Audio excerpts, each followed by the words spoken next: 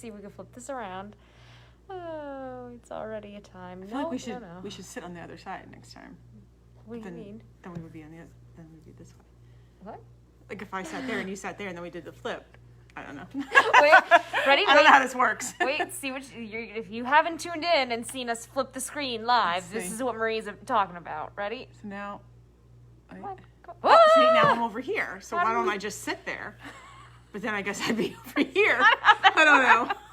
And the books will still be backwards. And the books will still be backwards. So I guess we're just used to looking at ourselves on the other side. Yeah. I don't know. We're out of place over here. Ooh, the giant hand. All right. Oh my gosh. It's a no bones day, correct? It's a no bones day, so that's why we're a little loopy. It's a no bones day, so you're not supposed to be wearing hard pants, and we're both wearing jeans. Yes, so. It's messed up everything. It's messed us all up. I know.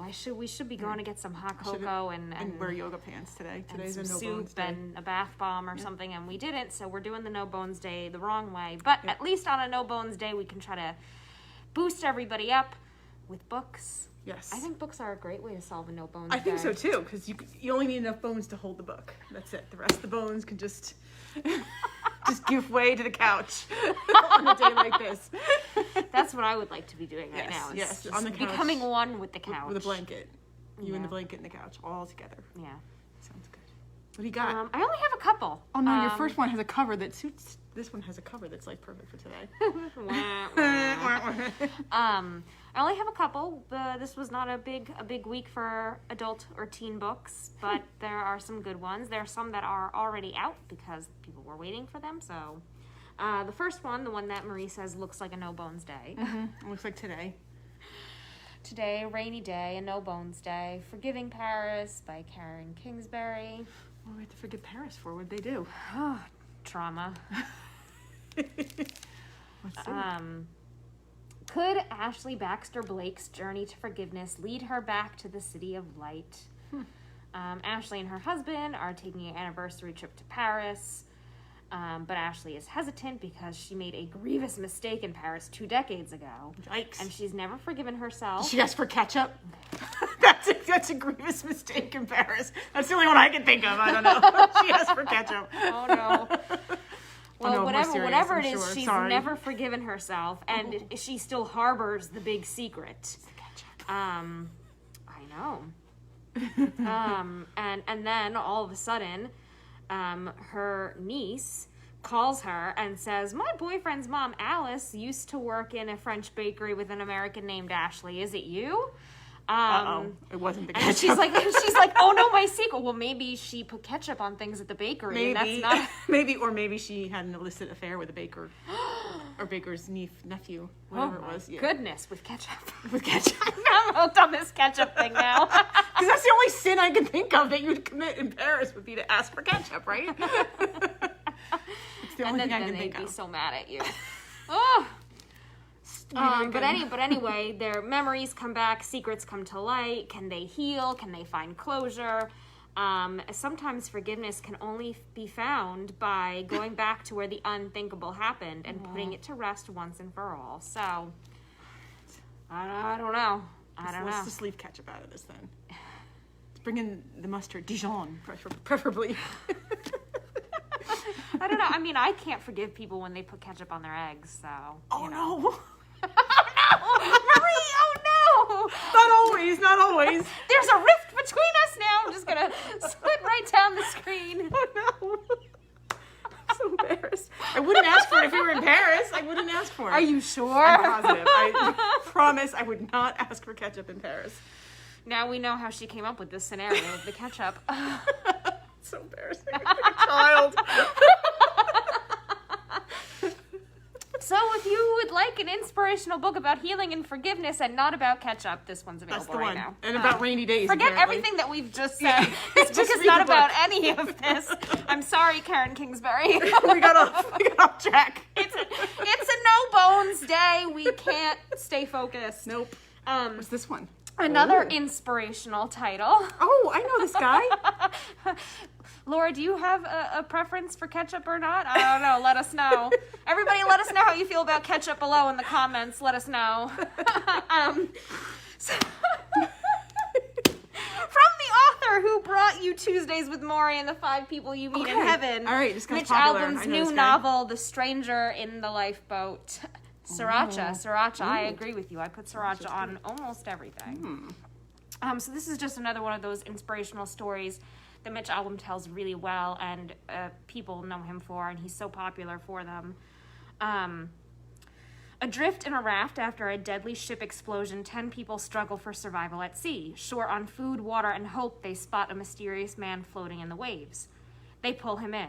"Thank the Lord we found you," a passenger says. "I am the Lord," a man whispers. So sets the scene in Mitch Albom's most beguiling and inspiring novel yet, one that drives to the core of our deepest beliefs. So it's all about how, if the help that you're looking for comes to you, do you accept it? Do you believe it? Do you put your faith in the situations around you? Would our belief be based on the stranger's looks, words, actions, or our own desperation? A web of fast-paced mysteries that jump time and keep us guessing what caused the ship to explode, who was actually in the lifeboat, and is the man claiming to be the Lord for real? Oh, gosh. The story is narrated by a lonely passenger named Benji, who recounts the events in a notebook that is discovered a year later when an empty raft washes up onto shore. Is that a spoiler? I don't know. That's terrible. That's a big spoiler. That's uncomfortable after now. It falls to the island's chief inspector, Jardy LaFleur, a man battling his own demons to solve the mystery of what really happened at sea. Paced like a thriller, yet full of Albom's signature life wisdom, this is a uniquely uplifting story that will leave you examining your own beliefs while suggesting that answers to our prayers may be found where we least expect them. So that sounds really nice. Yeah, that sounds really nice, and it's just one of those kind of introspective novels, and I love that it's a novel, and it's something that you can get involved into a story, especially as a mystery, but, have something to think about. Yeah, on many levels. Yeah, there's definitely something to chew on here for this, which is really nice. Yeah, cool. What's this one? This is by Tamron Hall. It's called As the Wicked Watch. It is the first in a new mystery series. There you go. Got a piece of paper in here. New mystery series by this author. She's had Yes. other mystery series. Okay, got it. Well, I don't know if this is a debut or not, but, she's an Emmy Award-winning journalist. Oh, okay. A reporter unravels the disturbing mystery around the deaths of 2 young black women, the work of a serial killer terrorizing Chicago. Crime reporter Jordan Manning leaves her hometown in Texas to take a job at a television station in Chicago, and she's one step closer to her dream, a coveted anchor chair on a national network. Smart, aggressive, unabashed star power, but often the only woman of color in the newsroom. However, not only is she a journalist, she's also very comfortable on the crime scene and tends to notice things that other investigators may be missing. Again and again, she is called to cover the murders of black women, brutalized, and many of them quickly forgotten. And so she's setting out to change that story, to solve the murders, and to honor their stories. And also just to, do away with the frustration of her job and try to get coverage to important stories. There is a serial killer on the loose, Jordan believes, and he's hiding in plain sight. Oh, boy. So it sounds really interesting. A modern mystery and the kickoff to a new series. I know a lot of our mystery readers love it when these series go long running. So we'll see. If you like this one, there will be more. So we'll look forward to that. And speaking of long running series, there is a brand new Jack Reacher book. It's called Better Off Dead. Oh. So that's by Lee Child with Andrew Child. I know people love the Jack Reacher books. I have one young adult book to share with you today. I love this cover. Yeah. It's so shiny. First of all, it's very shiny. So. Shiny things get us. Shiny. Ooh. I'll show you. Look at how shiny. Sparkles. I guess you can't really see on camera just how it luminous and almost foggy and mystical it looks. Beautiful cover art. Love the Beautiful. cover. Yeah, it's gorgeous. It's almost like a little holographic. Yeah. It's really stunning. It's called Vespertine by Margaret Rogerson, and so it's all about a girl who, the whole thing is witchy, mystical, otherworldly. I get that from the cover. Yes. So she's training to be a gray sister, a nun who cleanses the bodies of the deceased so their souls can pass on. Otherwise, they will rise as spirits with a ravenous hunger for the living. What could go wrong? with a description like I hope that. there's quality control on this. Well, that's honestly what the problem is here. See? Her convent is Standards then are slipping. attacked by possessed soldiers, and she defends her convent by awakening an ancient spirit bound to a saint's relic. And she tries to become the only person, a priestess, a Vespertine, who can wield such a high relic to save her convent and the whole area. What is it? And then it's the ancient spirit is a revenant, a malevolent being that threatens to possess her the moment she drops her guard. And so there's like this whole mystery of trying to figure out how to complete your training, how to wield the relic, how to find her power. But to find her power, she has to confront and learn about the revenant itself. So fear. She has to confront her fears. Yep. Yeah. A sinister mystery of saints, secrets, and dark magic. A hidden evil begins to surface. She discovers that facing this enemy might require her to betray everything she has been taught to believe if the revenant doesn't betray her first. See, like, this totally sounds perfect for adults who just Yes. can't get into, like, Game of Thrones or, like, Lord of the Rings. This is, like, the perfect book for them. Yeah, this is just a great otherworldly fantasy. Perfect for Halloween, sure is. That is true. It's out today, so it's going to be available soon. It is out today, so it is available now. Well, it will be as soon as I Get a cover on there. Yeah. as soon as I do the thing that I need to do to I it think today. I have to do some of those too. We have yours. Marie just got a box today. I got a great so these box. are really hot off the presses And they're hot off the here. presses, and this one is one that I'm sure tons of kids are looking for. It's a new Rick Very Riordan exciting. book, and this one is called Daughter of the Deep. Ooh. So, it's Anna Dakar is a freshman at the Harding Pencroft Academy, a 5-year high school that graduates the best marine scientists, naval warriors, navigators, and underworld water explorers in the world. So it's basically like what's the one, Percy Jackson, like a special training and all that. Somebody with some, it seems like they're going to have special powers, and turns out that there is a Cold War between this school and another school, the Land Institute, that is boiling over. So, yeah. So I just think it's really neat, and a strong female character, which is really cool. And a new Rick Riordan, which is always cause for celebration for I know kids, most of our kids have blown through Percy Jackson and all of those books, so they may be looking for something new from an author that they love. So yeah. And he's been doing those Rick Riordan Presents for a while, where he presents another author doing a similar magical power type story, but this is his new one, so that's exciting. very exciting. Now this one got fantastic reviews. And then I ordered it, and I'm reading it going, oh, this sounds a bit more spooky than I thought. Ooh. But it's called Dust and Grim.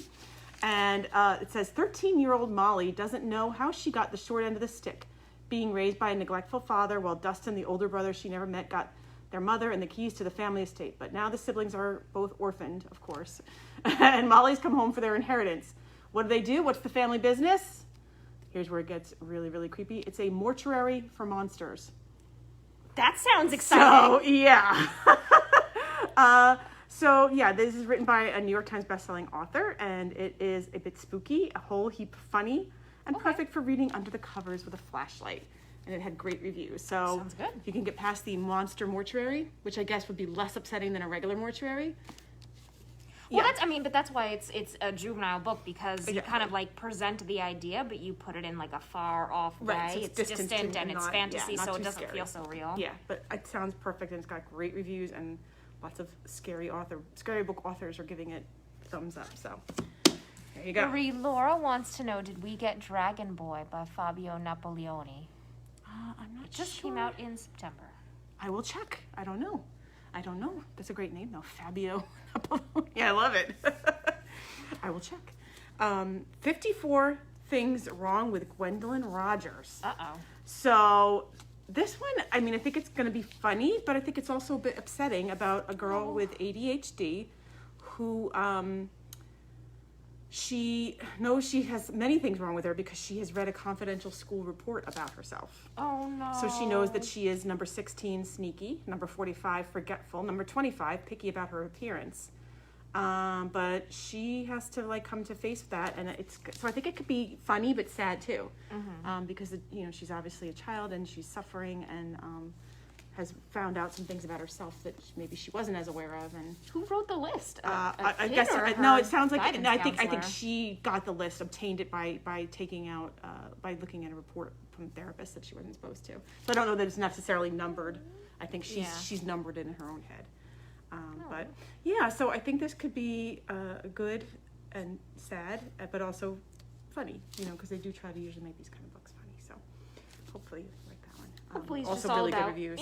Self-discovery and turning negatives into positives. Exactly, like learning that what you thought was bad about yourself isn't necessarily bad about yourself. So I think that's how it's going to turn out, and I just think that it looks like a good read, but also, could be a little bit sad. Emotional. That's why I went with this one as my next one. Because it's called The Good Dog, Life is Good. We love a this good series. dog. This is a great series. You can see there's many books on the back called The Good Dog. And this one is the winter one, which I will be featuring for December in our December display. But it's one of those perfect beginning chapter books with a big space and some pictures. And it's just nice for the kids. And this is one of my new favorite series for kids. So, Good Dog. They're all good dogs. It's so good. They're all good dogs. Just all good. And we have a new graphic novel, another retelling, a modern retelling of The Secret Garden. Now, The Secret Garden was one of my favorite books when I was a little kid. I love that book. And now this is a modernized version of it, thank goodness, because that one had a bunch of like Yorkshire words in it from Yorkshire and England that I had no idea what they meant. I had to look everything up. So this is much more modern and fun. And this author has already done, was it Meg, Jo, Beth, and Amy, a little women's story. And now they're coming out with The Secret Garden, so they're taking classics and modernizing them, which I think is really fun and beautifully illustrated. This is the second Secret Garden retelling. We had that one for young adults a month or so ago. Now, what was it called? Yeah. Blood Like Magic, I think, maybe. Oh, yeah. And that was a fantastical kind of inspired by The Secret Garden as well. Yeah. So This Secret would be really Garden's fun. coming back in trend. Wow. Well, but I can understand how today's kids might struggle with it. It is a little hard to read. So this would be fun, I think. I'm excited about that one. Very cool. I have one nonfiction that got fantastic reviews called The Message, and it's about how text messages get sent. Oh. And it's written by Michael Emberley, who I believe is the son of Ed Emberley? I know they're related. It's a family thing. And so it's fun. It's got great illustrations and some techie stuff, but not too techie for the kids. And just one of those perfect marriages of children's type, illustrations with some techie stuff to teach, and then a good story too about how text messages get sent. Very which interesting. I think in this day and age is, kids are probably curious about. Something also we don't. I probably need to read this too. I think I might need this one to brush up on that. Here I am thinking, well, I use my fast thumbs to send a text message. No, there's a whole process to it, and I think the illustrations are really fun and kid friendly, so I like it. Cool. This one, oh my gosh, so many good reviews. Oh, how pretty. Time for Bed, Old House. It's Isaac's first sleepover, and he gets to help Grandpa put the house to bed. So basically just a little ritual for saying goodnight to the house with really pretty illustrations, and it got great reviews. So I had to get it because it had so many nice reviews. Oh. So just, basically saying goodnight and putting the house to sleep. And I think people really love that one. It's cozy. Yeah, it's very pretty. I love the colors. So me too. saturated. Yeah, very nice. And and now this one, totally different. The Me I Choose to Be, it's illustrated with photographs of children, and just stunning photography with cool costumes and cool themes going on. I love it. I'm smiling on it. Yeah, it's really beautiful. Nice. I don't always love photographs books of kids because they do date pretty fast, but these, because they're so fantastical, I don't think they will. Let me find one that I thought was great because it had this one I thought was a great double spread here, because not only is it really fun and beautifully done here with the photography, I love the words. I am a conjurer. I am a creator and a maker. Like, I love the words. They're not too simple. They're actually words that kids would have to think about. So the vocabulary is also really fun. So it's beautiful. And it's so positive. Super positive. So it's all just, I am joyful. I am sad, and that's okay too. And here's some little tears that are put on with makeup. But I love the representation of sad. You can still be strong and together and powerful, but you can still feel a little sad. Oh my gosh, this is so nice. Really beautiful. Like I said, I don't tend to love photography books because they do age pretty fast, but this one I don't think will. Look how fun this one is. I am a superhero, yet unnamed. All right. Ooh. Well, I can't wait to find out what you're going to be. I am laughter. And it's got the little emojis all over the place and stuff. So Very just cute. a really beautiful, fun, positive book with a very different style for kids. I love it. Yeah. Me too. This one also, oh my gosh. So this one is inspired by a true story. It's called Red and Green and Blue and White. And it is a holiday book about Hanukkah and Christmas, but it's based on a true sad story where there was some anti-Semitic vandalism and a neighborhood came together and everybody decorated their homes for Hanukkah to make the family not stand out in the neighborhood. So it's based on a true story and it's got some beautiful, positive, they put like a menorah in their window. So I think in this day and age, sometimes we need to see some positive messages, and I thought for the holidays this is nice for older kids, that know maybe some things, and you could see that each house has a menorah in the window. That's wonderful. Which I thought was really cool. I don't know if you can see that from far away. Let me bring it up. But it's based on a true story. That's so special, especially since, over the last, almost 2 years, we're all talking about how to be a better community to our friends and neighbors and support each other. That's something we could still do today. I love that story. I thought that would be great. And then finally, just because I love a good counting picture book and it's story time for bedtime, it's called 40 Winx. And it's all 40 of the little mice in the little mice family and all the little things they do to get ready for bed. And the mom has a bullhorn to call the little ones in because there's so many. And it's just super sweet little bedtime story that I thought was really perfect. And I guess it's 38 little children and the 2 parents, so it's 40 Winx altogether. And just really cute little details in the illustrations, and I have a thing for mice, so not real mice, just mice in books. Real mice I don't really like. I have sympathy for them, but I don't love them. Sorry, mice. Yeah, but in the books, they're like my favorite characters, so. Oh, that's really cute. So I had a pile, and this was just some. I mean, what a there's great even selection. more coming out next week that I couldn't show today, so. Ooh. Yeah, very exciting. Yeah, I don't think I have. I think I only have 2 books for next week so far. So we're gonna do our weekly look into the camera at Baker and Taylor. Hello. Hey. Are you out there? Send us some good stuff, please. Hello. Please. We'd like some new books. Yes. I mean, but also we're getting to the point where there are delays in publishing, and there also are. It just slows down. It's the end of the year. It's gonna kind of slow down. A lot of people publish their books sooner to beat the holiday rush, especially this year. If they don't beat the rush, they might get delayed. Yeah, so, exactly. Yeah. But hopefully things will get back to normal eventually. I know. We'll still have some books for next week. I know Marie's got a nice pile. I do. It's Very exciting. Yeah. I'm going to go and take a look at some of these again. I know. I have to get this one up on the shelf. Yeah, me too. It's Rick Riordan one. I know people are going to be looking for it, so. I know. All right, so if you're looking for any of these books, come visit us or go on to buckles.org, bccls.org, and come get some books. Come visit us. Got a lot. All right, see you all soon. See you next week. Bye.